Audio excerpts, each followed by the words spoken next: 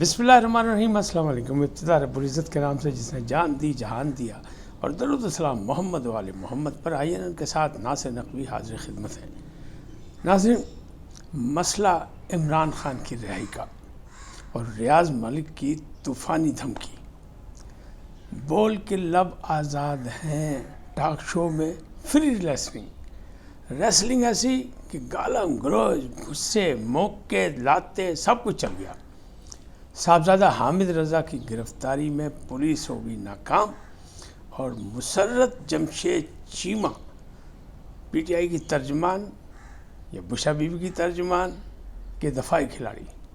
ان تمام باتوں پر گفتگو کروں گا۔ لیکن پہلے آپ سے گزارش کہ آئیے ان کو سبسکرائب کریں، لائک کریں اور گھنٹی کا بٹن دبانا نہ بھولیں، بلکہ اپنی قیمتی رائے کا اظہار بھی اپنی شخصیت کے مطابق ہے۔ جی ناظرین، پہلا مسئلہ یہ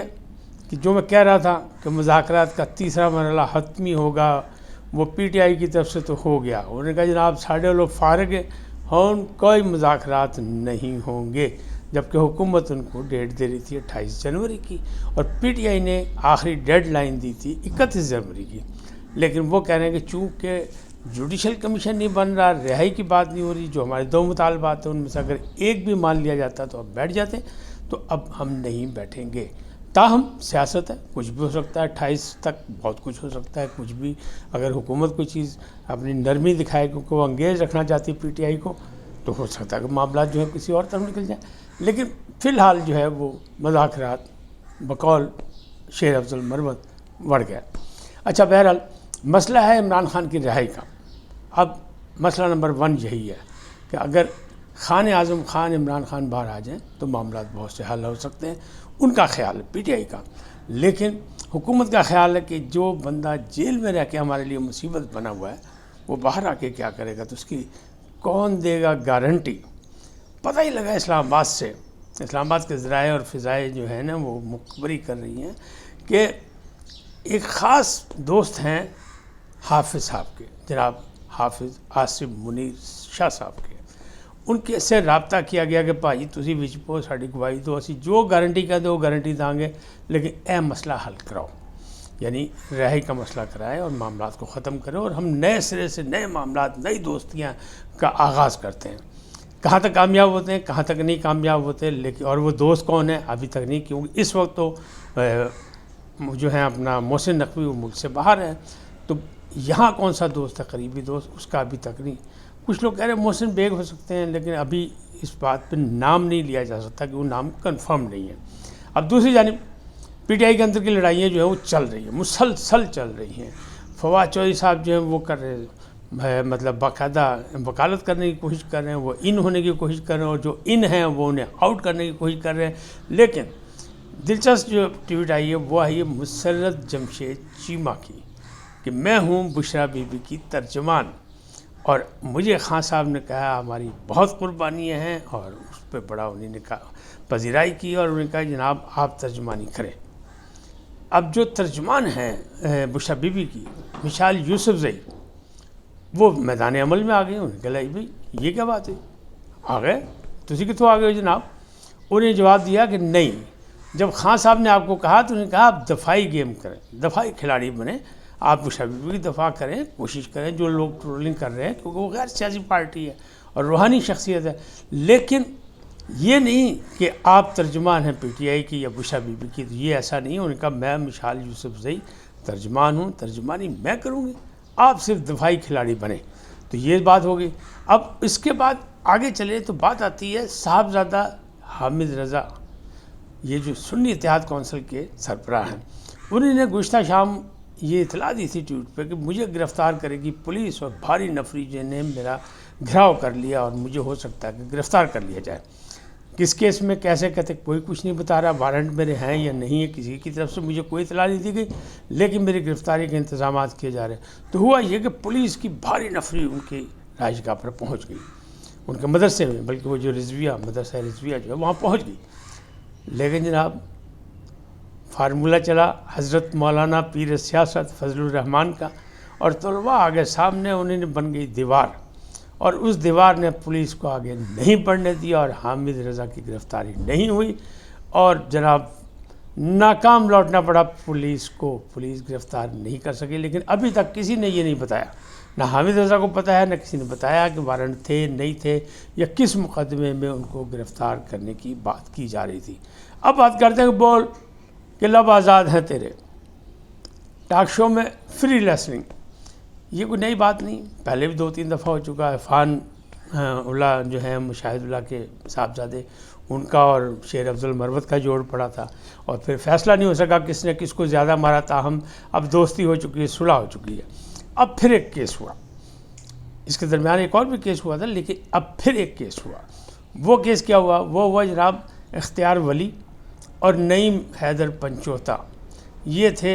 ایک نجی ٹی وی کے پروگرام میں، خاتون اس کی اینکر تھی، وہ بیچ بچاؤ کرتی لیکن نہیں، پورے عملے کو آگے بچانا پڑا، اور پھر وہ فوٹیج بھی سامنے آ گئی، اور جناب اس میں گالم گلوچ بھی ہے۔ اس میں ہوا کیا؟ پہلی بدتمیزی نعیم پنچوتا نے کی، دوسری جانب سے اس کا جواب جناب اختیار ولی نے دیا، اور پھر بات اتنی بڑی کہ پھر بد زبانی کی نعیم پنچوتا نے، اور انہوں نے کسڑمکی شروع کر دی۔ اختیار ولی کا کہنا ہے کہ جب میرے لیڈران کو کوئی برا بھلا کہے گا تو میں تو نہیں چھوڑوں گا، کیونکہ یہ بدتمیزی ہے، یہ تو کوئی طریقہ نہیں ہے، اور پہلے اس نے بدتمیزی کی جس کا میں نے جواب مکے سے دیا۔ اب کہاں تک یہ ٹھیک ہے؟ ٹاک شو میں اس طرح کی ریسلنگ، یہ کیا ہو رہا ہے؟ اس کو کچھ نہیں کہا جا سکتا، اس لیے کہ پہلے بھی ہو چکی ہے، یہ اب بھی ہوئی ہے، آئندہ بھی چانسز موجود ہیں، اس لیے کہ جمہوریت کا پہلا اصول ہے رواداری اور برداشت، اور ہماری پوری قوم میں اب رواداری اور برداشت کا بالکل فقدان ہے، کوئی اس کی تیاری نہیں کسی کا۔ اب نعیم حیدر پنچوتا کو لحاظ کرنا چاہیے تھا اپنا اختیار ولی کا، کہ سینئر ہیں، بڑے ہیں، عمر میں بھی بڑے ان سے، لیکن انہوں نے نہیں کیا۔ اور پھر ان کو لحاظ کرنا چاہیے تھا کہ بچہ ہے، چلو جان دو، بدتمیزی کر رہا ہے تو کرنے دو، دنیا تو دیکھ رہی کہ بدتمیزی کر رہا ہے، لیکن پھر انہوں نے بھی نہیں معاف کی تھا، انہوں نے بھی کچھ سرمکی ماری، اور آخر کیا ہوا؟ فوٹوگرافر، کیمرہ مین جتنے تھے، جتنا عملہ تھا، انجینئر، سب نے آگے بیچ بچاؤ کیا، لیکن آخری خبروں تک یہ نہیں پتہ کس نے کس کو زیادہ مارا۔ اب کیا ہوا کہ نہیں، بھاری بھرکم ہے اختیار ولی اور پختون ہے وہ، لیکن دوسری طرف نعیم حیدر پنچوتا نوجوان ہے، تو جناب دونوں کے دعوے یہی ہیں کہ جناب میں تو بڑا کام کیا۔ اب بات کرتے ہیں وہ ریاض ملک کی جو طوفانی دھمکی ہے، وہ انہوں نے ایک ٹویٹ کیا کہ جناب میرے اندر طوفان ہے، اور میرے پاس بہت سی خبریں ہیں، مجھے بلیک میل کیا جا رہا ہے، پاکستان میں کام کرنا بڑا مشکل ہے، 40 سال میں میں نے خون پسینہ ایک کیا اور بڑی مشکل سے ترقی کی، اور پاکستان کو عالمی سطح پر انٹروڈیوس کرایا ایک ہاؤسنگ اسکیم بحریہ بنا کے، لیکن سب جگہ مجھے مطلب انڈائریکٹ انہوں نے وہی کہا وہ جو پہلے کہتے تھے کہ مجھے فائلوں کو پہیے لگانے پڑتے ہیں، تو انڈائریکٹ وہی تھا، اور پہیے لگتے بھی ہیں، کیونکہ بہت سا ان کے تعلقات ہی بہت اچھے ہیں، اور صحافیوں پر بھی ان کے الزامات ہیں، کوئی ان کی وکالت کرتا ہے، کوئی کچھ کرتا ہے، اور پھر وہاں پہ ان کے جو بحریہ ٹاؤن کے جو انتظامیہ ہیں اس میں بھی ریٹائرڈ جرنیل، ونگ کمانڈر، یہ وہ سب موجود ہیں، لہٰذا وہ کہتے ہیں نہیں بھاجی میرے کو دیکھنے بڑے راز، اور میرے 30-40 سال کے راز میں نے پورے رکھے ہوئے، ہر بندہ میرے پاس ہے، یعنی انہوں نے انڈائریکٹ یہ کہا ہے کہ طوفان میرے دل میں ہے، میرے دماغ میں، اگر یہ پھٹ گیا، میرا صبر کا پیمانہ لبریز ہو گیا تو بہت سی شخصیات بے نقاب ہو جائیں گی۔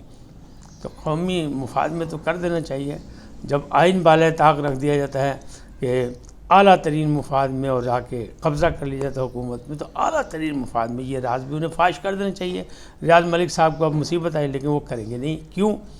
کاروباری آدمی نا، بزنس مین جو ہے وہ نفع نقصان سوچ کے بات کرتا ہے، تو انہیں پتہ نقصان زیادہ ہو جائے گا، لہٰذا وہ نہیں کہیں، وہ کہتے ہیں مجھ سے زبردستی گواہی لینے کی کوشش کی اور میں زبردستی گواہی نہیں دوں گا، نہیں بھائی میں تو نہیں دے رہی گواہی۔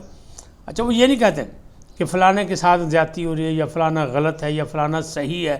اس لیے میں گواہی نہیں دوں گا، وہ کہہ رہے نہیں میں نہیں گواہی دوں گا، بھائی نہ دو گواہی، لیکن جب آپ کے پاس راز ہیں اور سب کے راز ہیں اور سب چیزیں ہیں تو اوپن کریں، قوم کو بتائیں کہ میرے ساتھ کیا ہوا، 40 سال میں نے کیا کیا، کس طرح مجھے پہیے لگانے پڑے، کتنے اربوں روپے میں نے لوگوں کو رشوت بانٹی، کتنوں کو میں نے گھر دیے، کتنوں کو میں نے پلاٹ دیے، کتنوں کو میں نے ہاؤسز بنا کے، بھائی کام تو بٹھائے گا نا، اور اس میں سارے آئیں گے، تمام تینوں بڑی سیاسی پارٹیوں کے نام موجود ہیں، یعنی پیپلز پارٹی بھی موجود ہے کہ بلاول ہاؤس بنا کے دیا، یہ موجود ہیں اپنا پی ٹی آئی کے جناب، ان کو جناب القادری ٹرسٹ بنا کے دیا، یہ بھی رشوت میں تھا، پھر نواز شریف کو وہ جو 9 ارب کا تھا مسئلہ وہ 19 ارب میں خرید لیا انہی نے، وہ ساری چیزیں، اس کے علاوہ بھی بہت کچھ ہے، لیکن وہ صرف دھمکی دے رہے ہیں، جو کاروباری آدمی ہے نا وہ نقصان نہیں اٹھائیں گے. تو انہوں نے کہا جناب ایک لاوا پک رہا ہے میرے اور مجھے دبایا جا رہا ہے، اور اگر مجھ کو زیادہ تنگ کیا گیا تو میں پھر طوفان برپا کر دوں گا، تمام راز فاش کر دوں گا. اللہ کرے ان میں اتنا حوصلہ ہو جائے اور وہ کر دیں، کیونکہ آنا تو پاکستان میں ہی، پاکستانی ہے، ان کی پہچان پاکستانی ہے، کاروبار پاکستان میں کیا، ترقی پاکستان میں کی. ایک